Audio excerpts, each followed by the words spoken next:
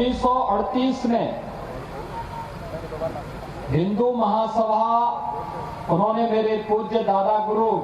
ब्रह्मलीन गोरक्ष पीठाधीश्वर महंत दिग्विजयनाथ जी महाराज के सानिध्य में ही ज्वाइन किया था और आजीवन उन्होंने इस व्रत का पालन किया। आजीवन वह अपने इस अभियान में बिना डिगे, बिना हटे, बिना झुके न केवल व्यवसाय की श्रेष्ठता बल्कि मूल्यों, आदर्शों और भारत कैसे बना रहेगा, इन जीवन मूल्यों के लिए उन्होंने जीवन जिया और उसी का परिणाम था मूल्यों और सिद्धांतों के साथ समझौता किए बगैर 1948 में जब वह हिंदू महासभा के प्रदेश के महामंत्री थे, राम जन्मभूमि में 1949 में रामलला के प्रकटीकरण का शुभ दिन भी, जहां पर आज आदरणीय प्रधानमंत्री मोदी जी के मार्गदर्शन में भगवान श्री राम के भव्य मंदिर के निर्माण का कार्य चल रहा है, उसके आदि शिल्पी के रूप में अगर आप किसी को मान सकते हैं तो उसमें स्वर्गीय बिशनचंद्र सेठ जी भी एक थे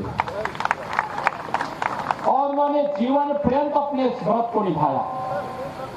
शाहजहांपुर और एटा से लोकसभा के माननीय सांसद के रूप में चुने जाने के बाद भी जनसेवा, राष्ट्रभक्ति,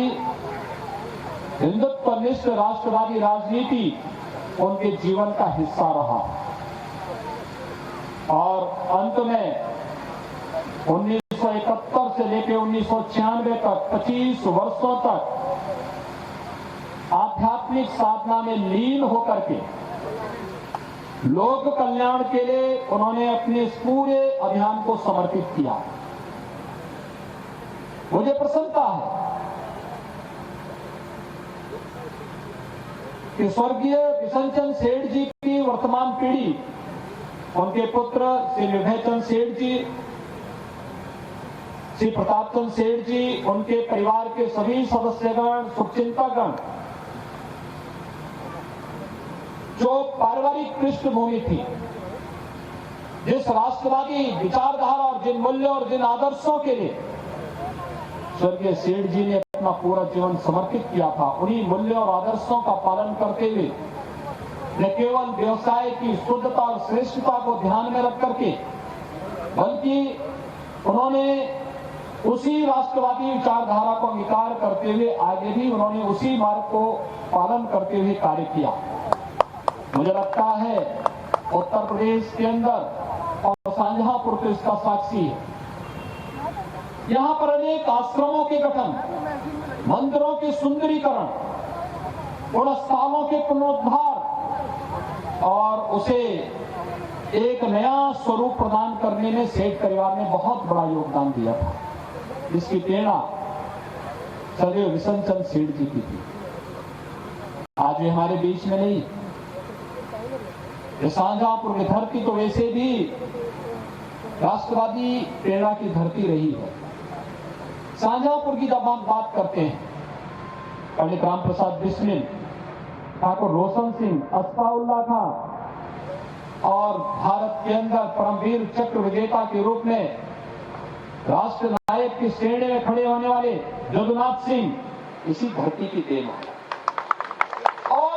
इस धरती में बिशनचंद्र सेठ जी ने अपनी कर्म साधना के माध्यम से वह सब कुछ दिया जो आज भी हम सबको निरंतर प्रेरणा और नया प्रकाश प्रदान कर रही है। आज उनकी मूर्ति अनावरण के इस कार्यक्रम के अवसर पर मैं एक साथ यहाँ पर इस महापुरुष को तो श्रद्धांजलि अर्पित कर ही रहा हूँ, इसी बहाने अपनी पूज्य गुरु परंपरा को भी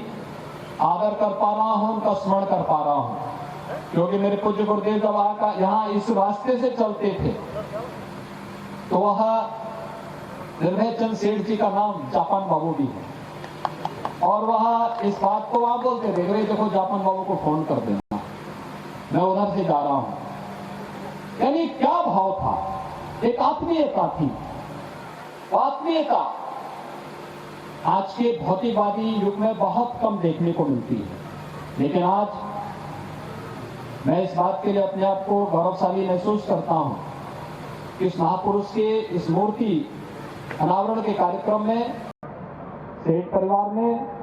और खन्ना जी ने मुझे यहाँ पर ला करके